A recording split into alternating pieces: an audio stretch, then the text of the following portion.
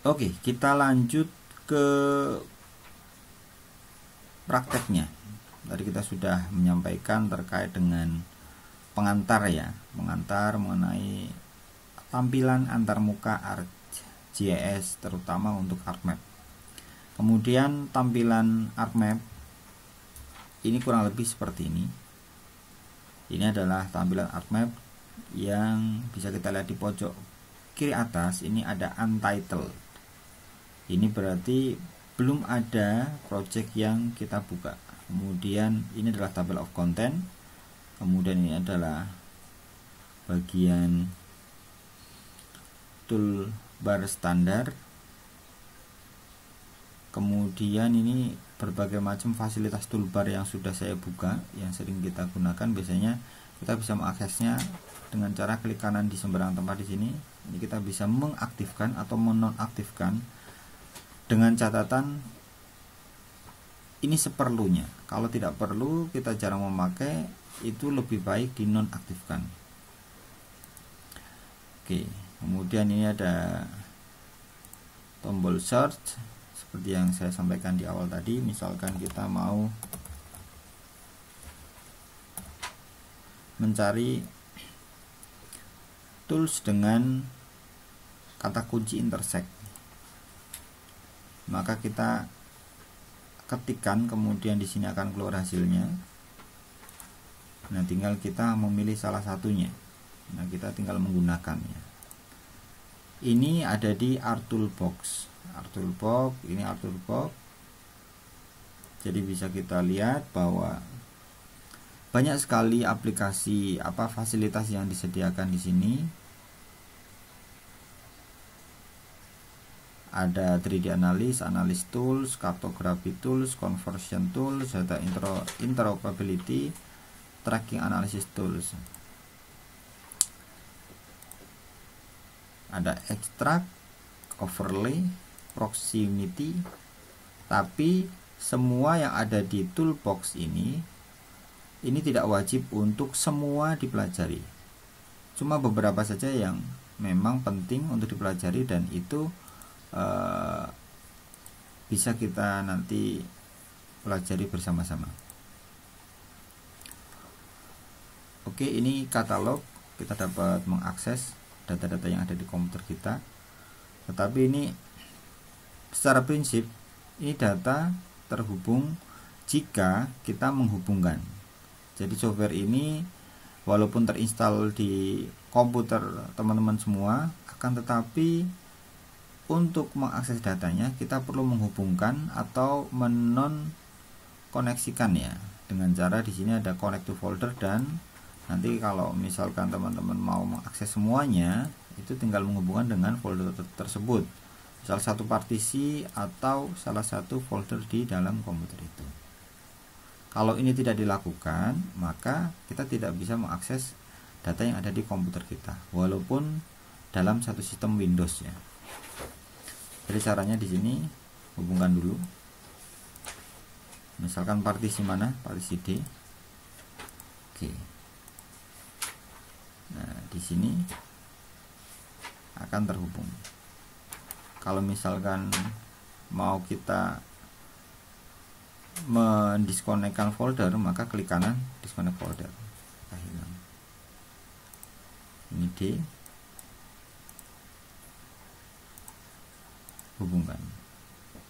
Jadi langkah pertama, misalkan di sini memang awal sekali kita menginstal, maka dihubungkan semuanya di partisi-partisi tersebut, C, D, E. Misalkan ini ada E, G, dan seterusnya. Jadi kita bisa mengakses data-data yang ada di komputer kita. Oke. Kita lanjut terkait dengan materi ya. Materi yang sudah dikerjakan pada tugas sebelumnya. Ini saya mengambil contoh dari salah satu teman kita di kelas ya, namanya Setia Aji Dharma. Di sini kita sudah melakukan lapangan ya. Jadi sudah pengambilan data di lapangan, kemudian sudah terkumpul data. Di sini ada titik lokasi mulai dari T1 sampai T6 sudah ada X, Y, bahkan sampai Z. Z-nya ini sama, 156 meter di atas permukaan air laut. Nah, langkah yang bisa kita pakai karena kita akan melakukan langkah manual di sini, maka kita copy dulu data-data ini ke Excel. Dan kita buka Excel.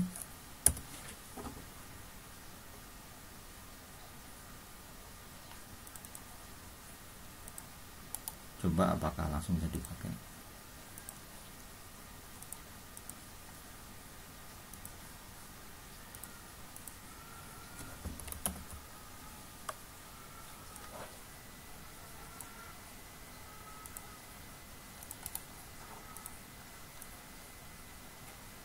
Populasi koordinat. Nah, kalau teman-teman ada data mentahnya, ini akan lebih baik.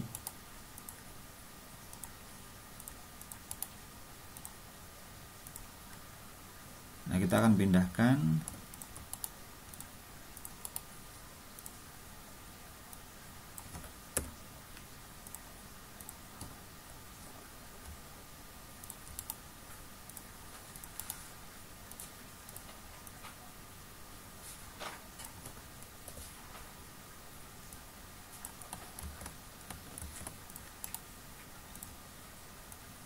agak banyak, kita manual aja dari titik pertama sampai titik terakhir.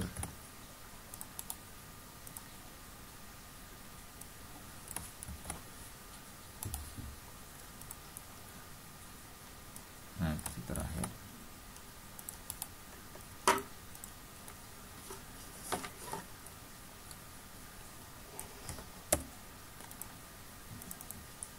Sudah ya, titik ini geser nih, XYZ ini nomor. Coba kita cek apakah sama. Di sini 423.758,21. Oke. Nah, penting juga untuk memperhatikan di sini teman-teman pakai koma sama titiknya itu kadang kan ada yang menggunakan Amerika sistem atau Indonesia. Nah, di sini kalau Indonesia untuk titik, untuk koma itu kan pakai koma memang gini. Akan tetapi kalau di Amerika itu biasanya pakai titik. Nah, di ArcGIS itu dicoba dulu, nanti komanya pakai titik atau pakai koma desimalnya ya. Nah, setelah sudah dipindahkan semacam ini, kita save as. Nah, save as, nanti kita coba untuk menyimpannya dengan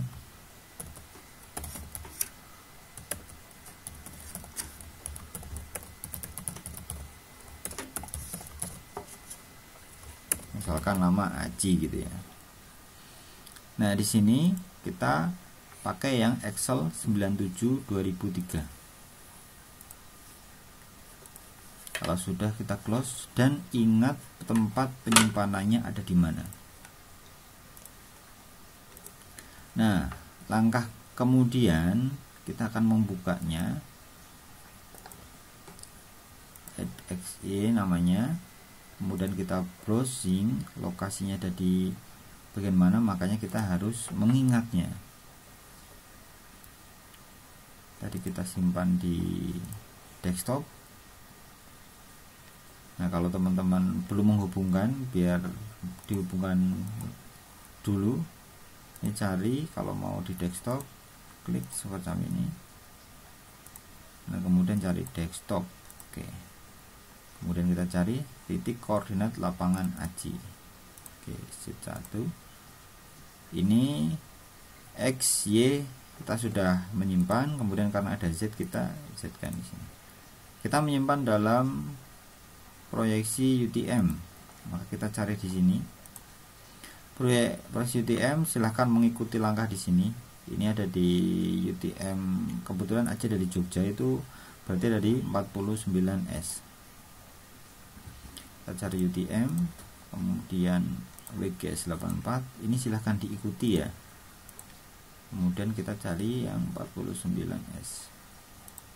Ingat, ini karena Aji dari Jogja, maka dia pakai yang 49S. Kalau lokasi teman-teman ada di mana, itu silahkan dicari lagi di mana lokasi itu berada. Misalkan untuk contekan, biasanya saya pakai Google Earth. Google Earth di sini kita bisa mengaktifkan untuk yang UTM. Caranya adalah kita pakai pilihan di sini, pakai di tampilan 3D. Ini dari desimal, kemudian derajat, menit, detik. Nah, kita pindahkan ke universal transverse Mercator ya, dan oke. Kemudian di sini gridnya diaktifkan. Nah, lokasi kita ada di mana? Kita tinggal menyesuaikan. Misalkan Aji ada di Jogja, berarti ini ada di zona 49. Nah, ingat untuk zona UTM itu dibagi menjadi dua bagian ya, utara Katulistiwa dan selatan Katulistiwa. Walaupun di sini sama-sama zona 49, misalkan di Pontianak dan di Jogja, akan tetapi dia punya perbedaan utara dan selatan Katulistiwa. Oleh karena itu, pada saat kita membuka file di sini, ini untuk UTM WGS84 yang kita pakai karena internasional ya. Ada Northern dan Southern. Nah, Northern itu ada di utara Katulistiwa, Southern itu ada di selatan Katulistiwa. Ini utara, ini selatan. Karena kita di Jogja, kita di selatan. Nah, nanti teman-teman ada di daerah mana itu akan menyesuaikan untuk zonanya. Oke, sekarang sudah. Ini penting karena ini akan kita gunakan untuk nanti mengkalkulasikan luasan, kemudian koordinat dan lain sebagainya terkait dengan dimensi. Kemudian sudah oke. Nah, ini kita sudah mentransfer untuk lokasi yang telah Aji ambil dari lapangan. Kita lihat hasil dari lapangannya Aji.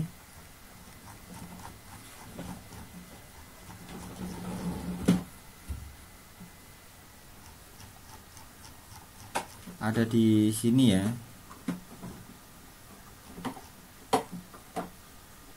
Kurang lebih semacam ini. T1, T2, T3, T4 dan seterusnya. Ini sketsa yang sudah Aji buat dengan luasan 1700 meter persegi. Nah, ini hasil plotting kita setelah kita masukkan di ArcGIS. Oke, di sini kita bisa buka, coba lihat. Ini masih kosong karena memang ini masih data konversian ya, belum berupa data JS. Ini bisa kita lihat T1, T2, T3 dan seterusnya. Langkah selanjutnya ini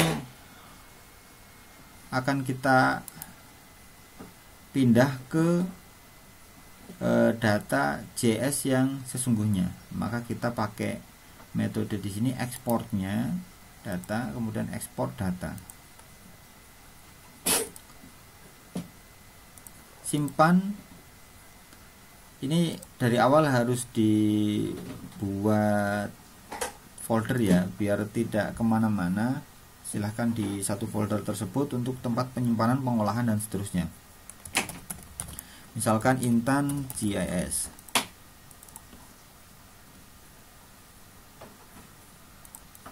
Nah, di sini lapangan Intan Aji ya.